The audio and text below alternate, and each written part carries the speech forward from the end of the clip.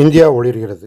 India ஒளிர்கிறது என்ற பிரச்சாரம் 2004 மக்களவைத் தேர்தலில் இந்தியா முழுக்க ஒலித்தது.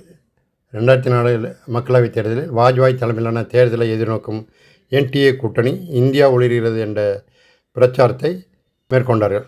டிவியில் தொடங்கி தெரு பிரச்சாரம் வரை இந்தியா ஒளிர்கிறது என்ற குரல் பாஜகவினரோட குரலாக ஒலித்து கொண்டிருந்தது. அன்றைய தேர்தலில் வெளியே வந்த தேர்தல் கருத்து கணிப்புகள் மற்றும் எக்ஸிட் போல்கள் அனைத்துமே இந்தியா ஒளிரும் பிரச்சாரத்தை வலுப்பெற செய்வதாக இருந்தது.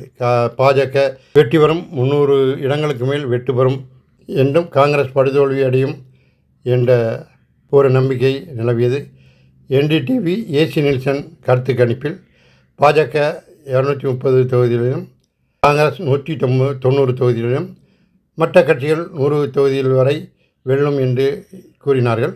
ஸ்டார் நியூஸில் வாக்காளர் கருத்து கணிப்பில் பாஜக 263 முதல் 275 தொகுதிகளையும் காங்கிரஸ் 124 முதல் 184 வரையும் பெறலாம் என்று கூறப்பட்டது. அதேபோல் ஆஜ்டெக், சஹாரா, ஜி நியூஸ் போன்றவைகள் பாஜகவுக்கு அதிகமான இடங்களை கொடுத்து மகிழ்ந்தன.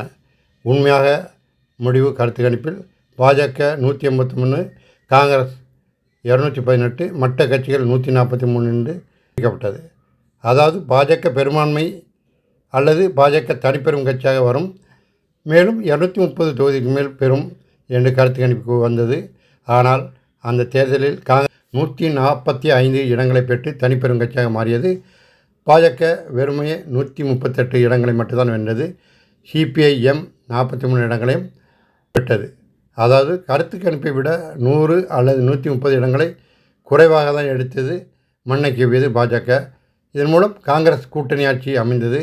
இப்போது இந்தியா ஒளிரும் என்ற கோஷத்தை போல் மோடி கேரண்டி என்ற பிரச்சாரத்தை பாஜக எடுத்திருக்கிறது.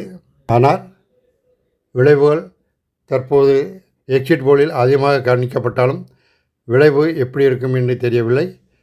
ஜூன் 5ஆம் தேதி அனைத்தும் ஒரு முடிவுக்கு வந்துவிடும் என்று தெரிகிறது.